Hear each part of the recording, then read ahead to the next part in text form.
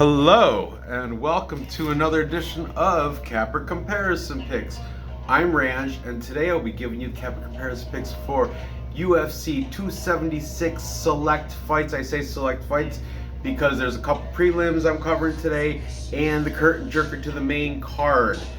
So be sure to check out the videos I've done earlier this week covering all the prelim fights up to this point. And as you can tell, I am on the road for work, so I'm not in the comfort of my own home with my home whiteboards. I will be using the travel whiteboard today, but I don't know, some people tend to prefer the travel whiteboard.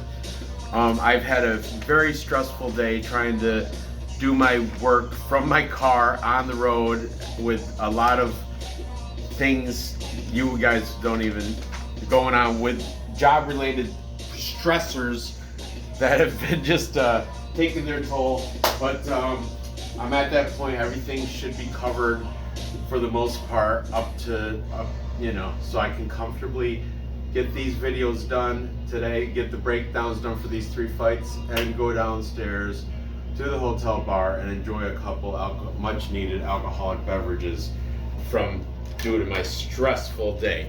So let's get on with this without further ado. Starting off this show, we have the welterweight fight between Hall of Famer Robbie Lawler, ruthless Robbie Lawler, taking on Bam Bam Barberena.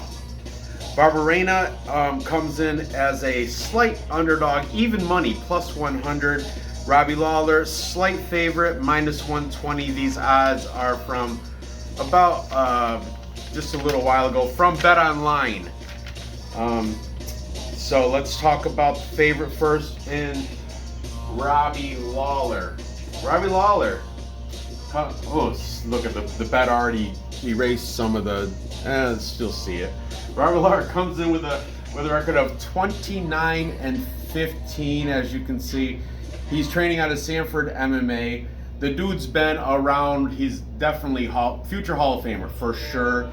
His pro debut was 2001. His UFC debut was 2002, and he's been fighting before many of you people have even been born. I did look at my demographics. I know there's a lot of younger people in my demographics, so that's why I say that.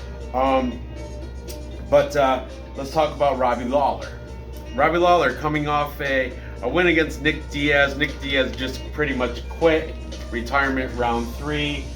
You know, he wasn't really feeling that fight before it started. Anyway, before that, Robbie Lawler took losses. He lost to Neil Magny, unanimous decision. Before that, he lost to Colby Covington, unanimous decision. He lost to Ben Askren by Bulldog choke in round 1. And he lost to RDA Rafael Dos Anjos, also by unanimous decision.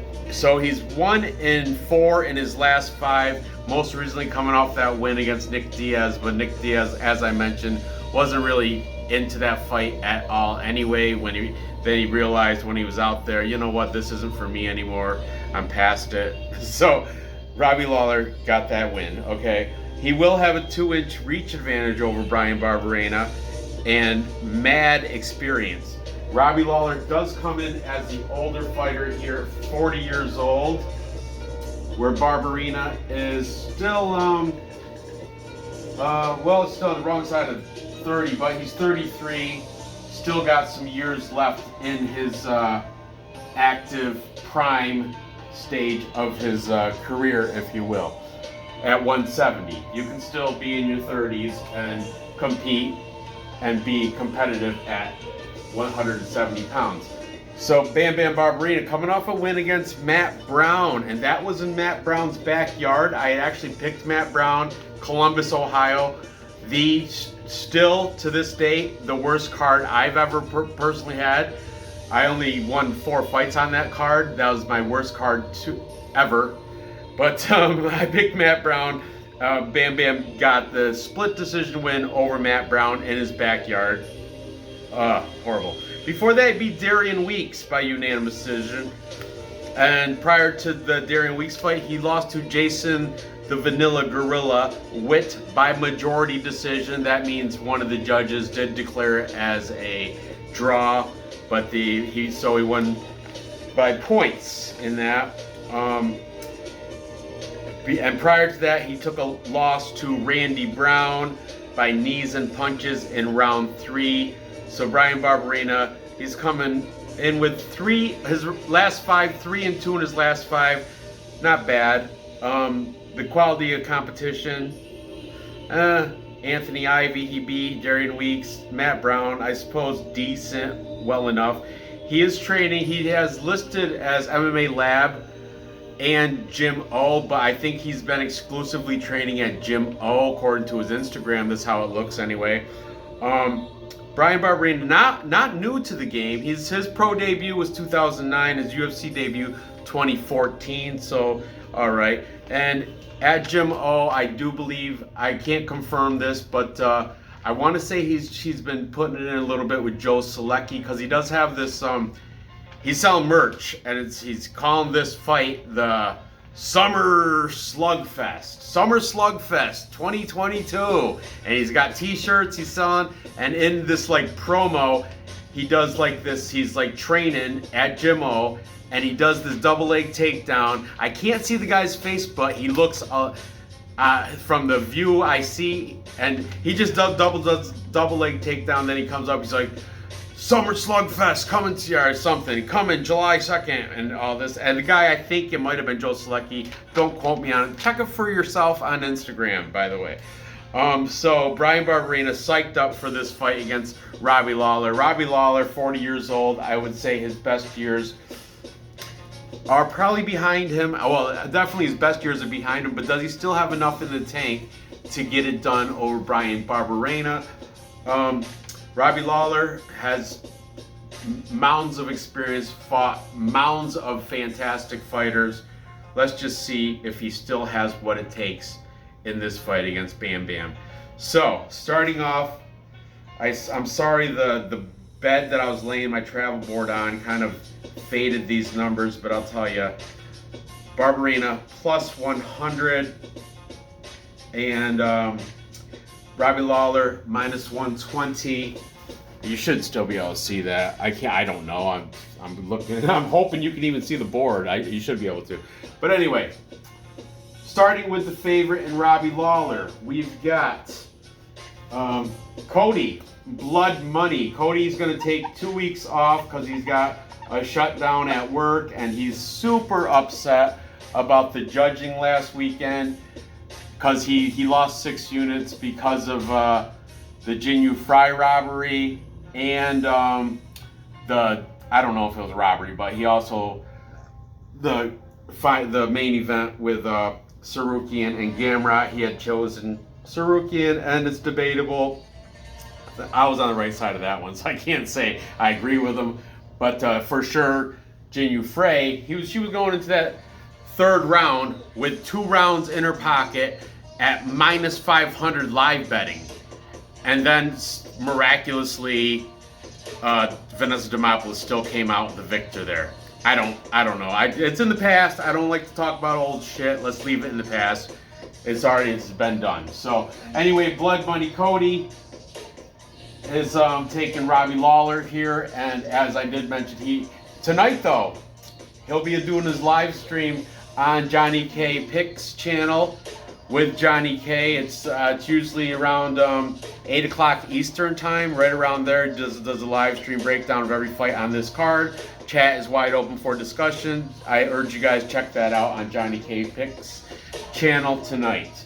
But after tonight, Blood Money will be taking a 2-week vacay, spending some time with the family.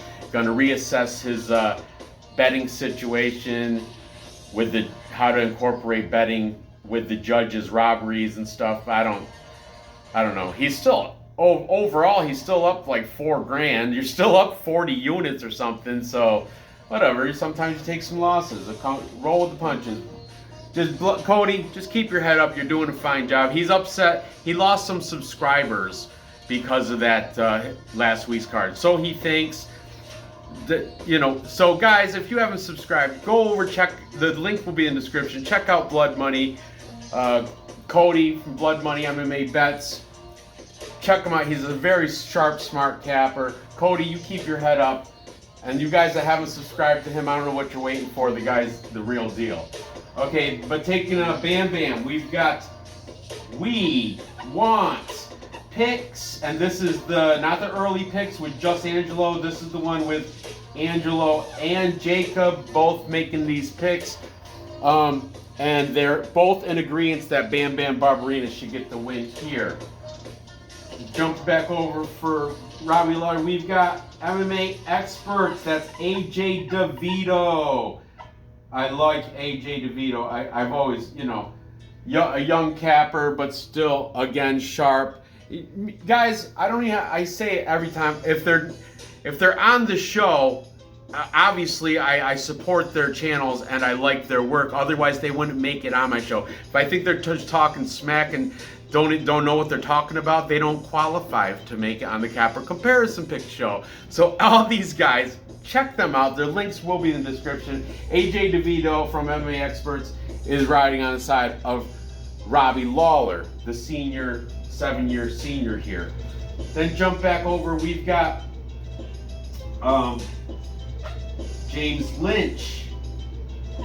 Jay Lynch, interviewer extraordinaire, and Lucky James is he's going to be in Vegas to watch this live, and he's going to go there early for media day. He's moving on up, guys. He's moving on up. He's covering UFC on a whole nother level. He's going to try to get to, because he said he's like, a lot of these guys are going to put up the same media day coverage, and he does already have the Pro Picks interviews. He's got the full playlist of all the interviews that he's done with the fighters from this card. Some people don't like to interview before fights. Some people, there's a language barrier. Not so much in this one. And others, if he can interview them, he will. And they're on a playlist for UFC 276 interviews. Check out James Lynch. But James Lynch in this is taking Bam Bam Barberena for this fight. And then finally for the tiebreaker, we've got Bleed. What's going on? Bleed MMA is taking Bam Bam to get it done here. Bleed, what a entertaining show. I listened to it on my way down here to Seaside Heights, New Jersey. I'm actually staying in Toms River. Seaside Heights is Jersey Shore. It's a little island off the Jersey coast. But very, very lovely, lovely place, Seaside Heights. I love it. Actually, my brother's in-laws own a house down there. I was gonna, but I'm not one to, you know, hey, can I crash at your summer house by the beach? And I don't play that crap. I'll stay at the hotel in Toms River. So here I am. Anyway, Bleed taking Bam Bam Barberena to edge out the capper majority in this one. So my pick here, you know, these guys are pretty it's evenly, like Robbie Lawler has the knowledge, he has the experience, he's faced top-rated opponents throughout his long, illustrious career since 2001. Come on, really? But Bam Bam, though, as of right now at 33 and psyched up for the summer slugfest, I think he's going to be the more athletic guy in there with the more cardio, the stronger, harder punches, the more volume, the more technical, faster punches. I think I'm going to have to edge out Bam Bam here and give him the victory, despite the Hall of Fame Robbie Lawler. I mean, some people, obviously Cody and AJ DeVito both still think he has it in him, but I don't see it. I don't think he does. So I'm going to take Bam Bam to get the victory here as plus money. At the plus money, I like Bam Bam training at Gym O. And he's listed at MMA Lab, but I don't think, according to his Instagram, I haven't seen anything there. I saw all his training videos, I do believe, coming out of South Carolina, Gym O. So that's my pick, and I think Barberena will probably do it. I don't know, is he gonna, let's see, Yeah, it looks like everybody's been beating Robbie Lawler, aside from Ben Askren choked him out, but everybody else has been beating him by decision. I think that's what's going to happen here as well. Bam Bam will be able to outstrike him, and if for some reason it does go to the ground, if Bam Bam training with Joe Selecki will have some wrestling to go in his way as well. I know this isn't straight, but I'm doing the best I can. I'm in the hotel room here. So, moving on. Next, moving up the card, we've got this banger between, this lightweight banger between Brad Riddell, Quake, and Jalin the Tarantula Turner. This is going to be a very interesting, good fight, and I got a bunch of info about this. Let's talk first about Jalin Turner, the minus 150 favorite. The line did move a little bit. It opened up around minus 120. For Turner, Brad Riddell was even money at plus 100. Now he is at plus 130. That shows money's been coming in on the side of Jalin Turner. Jalin Turner, training out of RVCA and also Millennia MMA, according to his Instagram.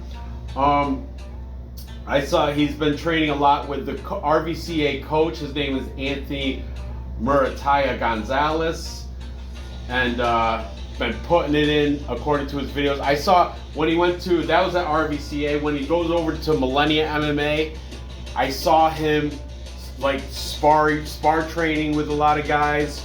Man, I'm getting a phone call. I'll call him back. Yeah, I see him spar training with a lot of guys, and he is just in sparring and training. He's been piecing these guys up for Jalin Turner. Jalin Turner is coming off a winning over, a great win actually, over Jamie Mullarkey. Jamie Mullarkey, common opponent between the two. Brad Riddell beat Jamie Mullarkey back in the day by unanimous decision, and it was Brad Riddell's UFC debut actually. Jalin Turner, most recent fight, he right hook to ground strikes, round 2 win over Jamie Mullarkey. I do believe after Brad Riddell beat him, Jamie Mullarkey joined City Kickboxing. I don't quote me on that, but I did hear that because he is from Australia, and City Kickboxing in New Zealand. And Tapali didn't change it, but I think I heard from like one of the cappers or something that Jamie Mullarkey, after that loss, started training with Brad Riddell, and it's totally feasible. I don't see why he wouldn't. Okay, but anyway, back to Jalin Turner, the Tarantula, who he used to bring tarantulas to his fights. Like he has like a couple pet tarantulas. One of them is named I forget, but he shows like he has like an Instagram video of his tarantulas eating a baby bird. But he said, I didn't kill the baby bird. It was found dead. We just fed it to the tarantula, and it's wow. Okay, cool. Anyway, before the Jamie Mullarkey win, he did beat Uros Medic, rear naked choke round 1, showing that he is capable on the ground as well. Prior to that, he beat Brock Weaver, rear naked choke round 2. Yeah. Prior to that, Joshua Coulibaugh, ground and pound, round 2. Coulibaugh, another Australian fighter. Just throwing that in there. However, it is his one loss in his last 5 was against Steamroller Matt Frivola. Matt Frivola did get a unanimous decision, and that is not looking like a good win as of recently, because Matt Frivola has been kind of lackluster as of late. But Jalin Turner, listen to this, guys. He's got the slight age advantage. He's 27 to Brad Riddell's 30, so not a huge thing there. Ooh, look at that too. 27, Brad Riddell 30. But listen to this, Jalin Turner, a big old 8-inch height advantage and a big old 4-inch reach advantage for the Tarantula, Jalin Turner. All right, let's see. Now, Brad Riddell. Here's the thing, though. Brad Riddell, I do believe he's one of the coaches over at City Kickboxing. Also listed as training, doing a little training at Tiger Muay Thai, which also Thailand is only a boat ride from New Zealand, so that could very well be true. But I think he's definitely a trainer over City Kickboxing, and he's a training partner with all those guys. Israel Adesanya, a tall, lanky guy. I'm just saying, very tall. I heard he has I heard Riddell has instructional kickboxing videos of how to fight taller opponents. Interesting, because Jalen Turner, 8 inches taller. Check out Jalen Turner's Instagram. I was like, wow, impressive. He's got that sparring, and he's got a body shot. I saw this guy go down in like training. You know, they're full 12-ounce gloves, big fat gloves and stuff, and all the pads on. He gives this guy a body shot, and the guy just crumbles. And that was during training. Jalen Turner does have a very good strike, but Brad Riddell, the second, is also a phenomenal striker, a striking coach, you know, out of City Kickboxing, training with Israel Adesanya, a taller fighter. So who knows what's going to happen here.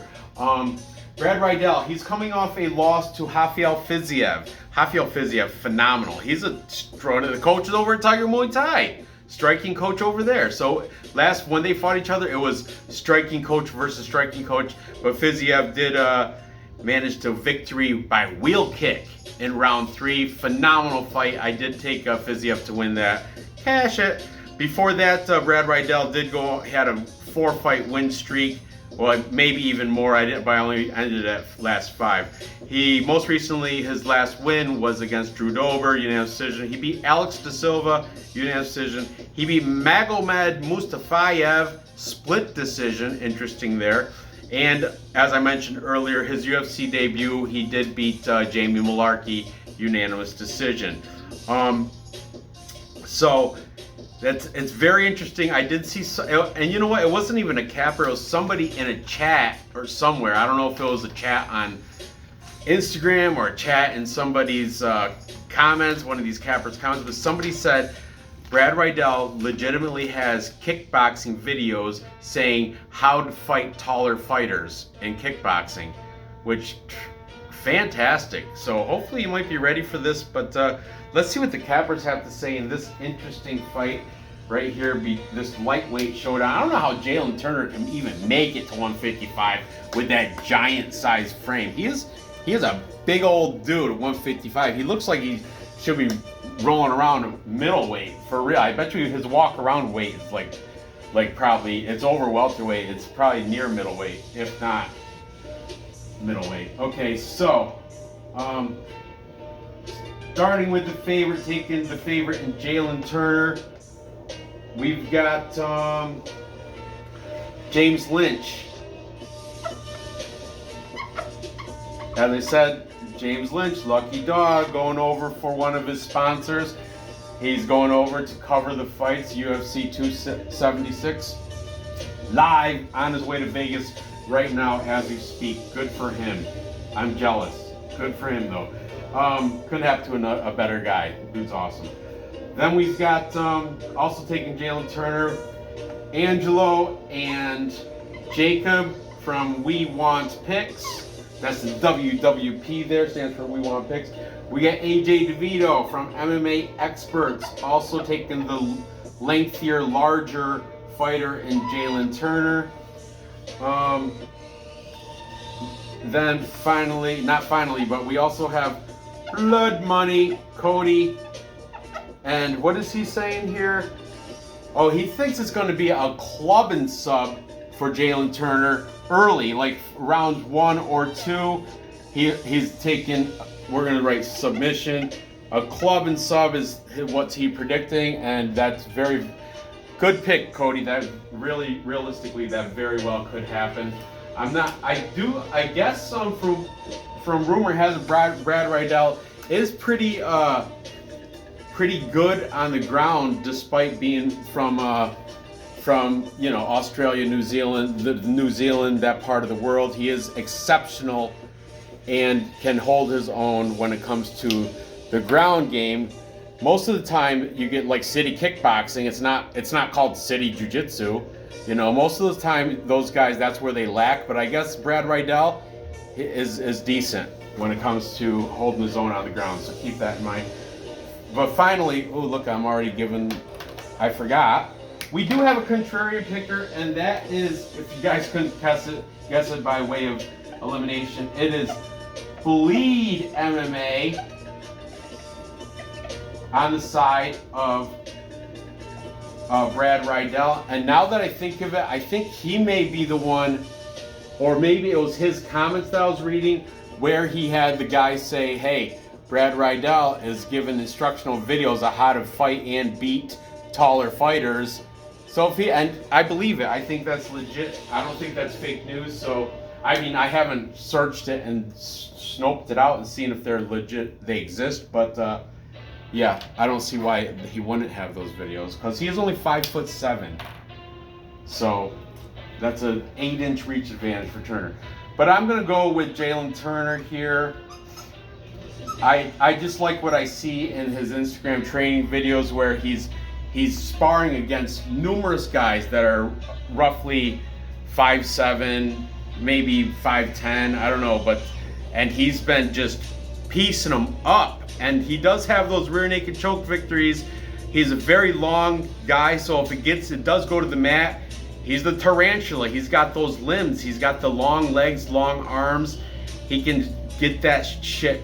He can body lock you. He can, you know, pull out triangles, grab a neck, rear naked choke, guillotine, whatever. He can do all that crazy stuff because he got the length and leverage there to get that stuff done. So I think I'm going to take Turner.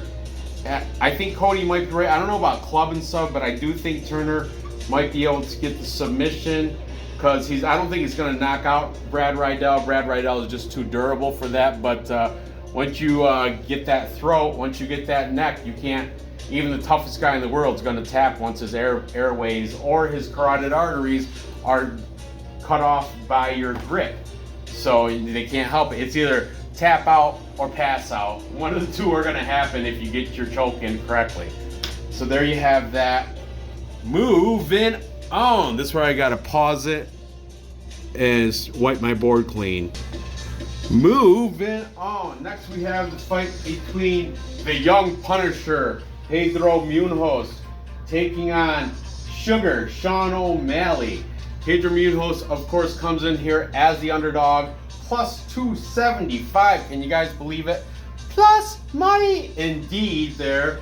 But he's taking on a very good prime Sean O'Malley, minus 325. The line did move from minus 240 is what I had it opened up as, but it could have even been different than that. And Pedro Munoz opened up at plus 200, so money's been dumping in on Sugar Sean O'Malley, finally getting his fight against a ranked opponent. I do believe, I think Pedro Munoz, I think he's toward the bottom of the top 15. I could be wrong, I don't know. Let's talk about Sean O'Malley first. Sean O'Malley coming in off a win over Julian Paiva. Punches round one. That wasn't even, he made Paiva not even look like UFC material. Look like Paiva's debut. Paiva really couldn't get anything going there. Sugar Sean O'Malley took care of business. Before that, he had a standing TKO round 3 against Chris Moutinho, that was legit his UFC debut coming in. It was short notice call-up replacement fight for Moutinho. Moutinho shocked the world with his endurance, withstanding all 3 rounds, still coming with forward pressure, eating everything, but Herb Dean said he saw enough. 30 seconds left in the entire fight, stopped it, I guess for the safety of the fighter. But if you ask Chris Moutinho, he could have took another 30 seconds just to have that pride in saying he went the distance with Sean O'Malley. And I think maybe Herb Dean might have had it inside the distance bet. I'm just playing. Those guys they're not allowed to bet.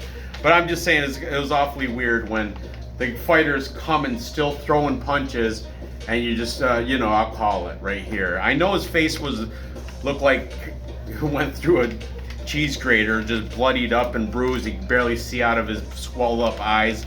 But still, 30 seconds. 30 seconds, you could have let it go. Anyway, whatever. Doesn't matter. He got a standing TKO against Chris Moutinho in his debut. Before that, he beat Thomas Almeida, counter left, round 3. Almeida not that fantastic. Before that, he took a loss, regardless of what Sean O'Malley claims it is not a loss. He's still claiming he's 15-0. He's 15-1, guys.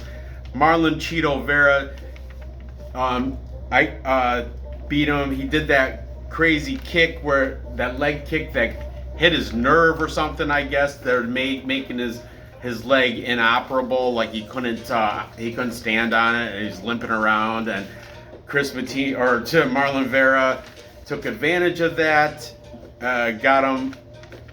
took him out with elbows when he was on the ground front. I think it wasn't from Mount, I'm not sure, but did finish it off with elbows in round 1. And even if he did kick the nerve, he did it though. It's not like Sean O'Malley did it to himself. It was from a kick.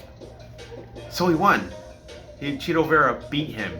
Take the L, man up and take the L like you're supposed to be an L. Do a rematch. If you want, do a rematch. Even Marlon Vera, though, he already said no to a rematch because he was like, I already beat you. Good on Cheeto, whatever. Whatever, it is what it is. Before that, he made quick work of Eddie Wineland, right cross, round 1. Sean O'Malley will have a huge 5-inch height and 7-inch reach advantage over Pedro Munoz. O'Malley training out of MMA Lab. Mr. Flashy, he's so flashy on Instagram, very confident, oozing with confidence. He's going with the watermelon O'Malley look now. He's got the watermelon color. He's got a pink, Lamborghini, Ferrari, something. He's got like a pink sports car with a green underlay or like green bumper, and it kind of like, I guess he's calling it, and he's being sponsored by some, he's got like a bong company or something. I don't know. I just glanced through it. I'm kind of I'm not into the flashy fighters. I like confidence, but when it comes to arrogance, there's a fine line. It goes from confidence to arrogance, and he's straight up arrogant with his, and he's like, he also has a post-fight party already planned for Sunday at a pool in some fancy hotel in Vegas, just like Brad Tavares does as well. But I don't know. It's just, I bet you the tickets to Sean O'Malley's are a lot more expensive than the post-fight party for Brad Tavares. Just saying. and Sean O'Malley, like, he shows his old going to Vegas in style. He showed him going on a private plane, private jet, gets off and gets into a beautiful car. It's so gaudy too, bright pink. It's just very gaudy, cringy, arrogant, and flashy. But that's his thing. That's his gimmick. Hey, he's a fantastic fighter. So I guess he can earn that. You know, he rightfully earned that decision to be flaunting and flashy. You know, he's a phenomenal striker. He hits his targets. He's fast. He likes to wait, and he likes to counter strike. He'll want to wait for Pedro Munoz to come in with forward pressure and then counter, and that's where he gets like, that's where he excels with the counter strikes. Pedro Munoz, young Punisher, coming off a loss to Dominic Cruz. Before that, he lost to Jose Aldo. He had a win over Jimmy Rivera before that, unanimous decision. He had a win over Frankie Edgar, he had a loss to Frankie Edgar, split decision, which he should have won. That was kind of, if you ask me, I'm not a judge, but if you ask me, I think that should have went Pedro Munoz's way, that fight. And I like Frankie Edgar too. He's from here, Toms River, New Jersey, where I'm staying right now. And before that, he lost to Aljamain Sterling, once again unanimous decision. So he's only 1-4 in his last 5, all going to decision. He has yet to ever be, I don't know if he's, I want to say he's been durable, and yeah, I don't think he's been finished. I don't think he's been knocked out. I don't want to spread fake news, but I think that's correct. He used to train out of Black House MMA. Now, according to Instagram, he's been training at American Top Team with the likes of Joaquin Silva, Neto, Sergey Morozov, and Madarji Sue are all been in photos with him after post-training photos, all covered in sweat. American Top Team. The Young Punisher does have fantastic leg kicks, so I would see if there's a path to victory, attack those bird legs, attack those skinny. I think see this. This is this is a Sean O'Malley ankle bracelet. I'm exaggerating. Of course, I'm kidding. But the dude does have legs like a table, like a kitchen table. But anyway, Sean O'Malley, the big favorite here. I will write down the cappers, but you already know which way this is going to go. I'll tell you straight, I have yet to see anybody confidently picking Pedro Munoz, which is sad because I love Pedro Munoz. He's been just given a raw deal. Those 4 losses in his last 5, all those guys are former, or Aljamain Sterling, former or current champions, and all those guys are going to be inducted into the Hall of Fame. Future Hall of Famers, former champions. Aldo, who else?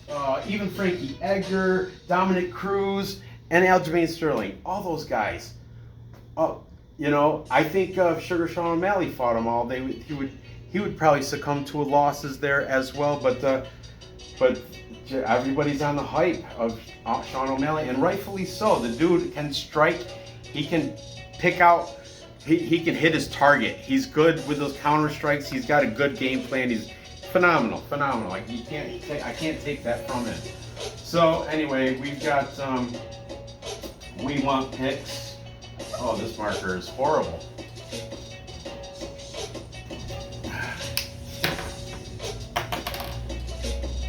There we go. We want picks.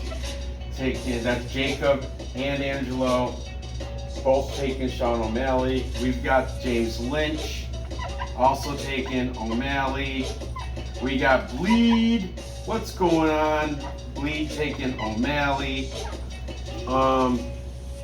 And AJ DeVito, MMA Experts, taking O'Malley. And finally, to close it all out, Cody from Blood Money, also taking Sean O'Malley with confidence, making this a full capper consensus.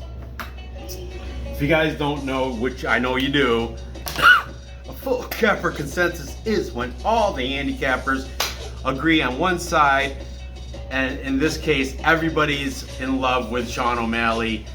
Nobody's even made a peep about Pedro Munoz. I agree. Sean O'Malley will be my pick to win this fight, but I will be rooting for Pedro Munoz. And I am not at -325. O'Malley's going to make this parlay and this parlay only. Aside from that, I think I'm going to, just so I can root for Pedro Munoz, I'm going to put a little hedge money, nothing great, maybe $10, $20 on Munhoz to maybe work in some leg kicks and go for that. That's O'Malley's weak spot. That's his kryptonite, if you will. And I think O'Malley's going to win by decision, by the way. Munhoz has yet to be knocked out. I don't think O'Malley's going to be the first one. He might be, but I don't think it's going to happen. I think it's going to go decision. O'Malley's going to win because he's going to win rounds by striking volume, significant strikes and all that. But man, I hope Pedro Munoz comes in and kicks the shit out of those skinny ass table legs, humbling Sean O'Malley. I hope he humbles him. And it's not like Cheeto Vera even humbled him, because after that loss, he said that wasn't a loss. He hit my nerve. I'm not even counting that as a loss. He's still on his Instagram, still flying at 15-0. He's acting like that fight didn't even happen. Well, Sean O'Malley, you did lose that fight to Cheeto Vera, and I hope you lose to Pedro Munoz, but he won't. Pedro Munoz will probably be taking a loss, which sucks because Pedro Munoz is a very good fighter. He's been given a raw deal with his lineup of opponents, and the one that he should have beat, Frankie Edgar, was a robbery decision the wrong way. So, I mean, if you ask me anyway. So there you have it. That's my picks. To recap, I have Bryan Barberena. What did I say? I want to say did I say within, and I said by decision. I got Barberena by decision, and I'm taking over Robbie Lawler. Like I said, I have the other side of the whiteboard's all crap now. I'm just saying, so I have to do it on paper. Bryan Barberena, decision over Robbie Lawler. Then I'm taking Jalen Turner to get a submission. I do think I said that. I did, right? Jalen Turner, yes. Submission over Brad Riddell. And finally, I will take Sean O'Malley to get the decision over Pedro Munoz. However, I will put a hedge bet on Munhoz so I can cheer for him. I don't like to cheer against my money, but that's why I'm gonna hedge and cheer for Pedro Munoz to beat Sean O'Malley. Sean O'Malley's just a little too flashy for my taste. I respect him. He's a fantastic fighter, and I think he will move up. The UFC wants him to win. That's why they're feeding him Pedro Munoz. Right? He should clearly win, but root for the underdog, guys. Root for the underdog. I will throw $10 on Pedro Munoz, 10, maybe even 20 if I feel ballsy enough, on Pedro Munoz to hopefully humble Sean O'Malley a little bit. Okay, so there you have it.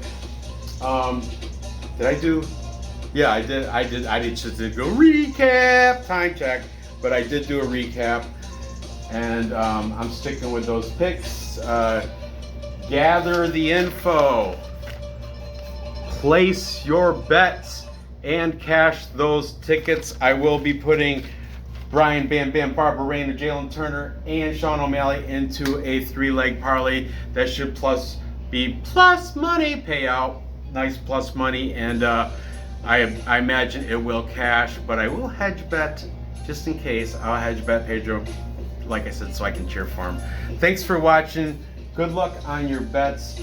And tomorrow I'll be coming back to you with the main event, feature, co-main, and main event fights, breakdown, capper comparison picks, so stay tuned for that. Thanks for watching, good luck, and have a good night.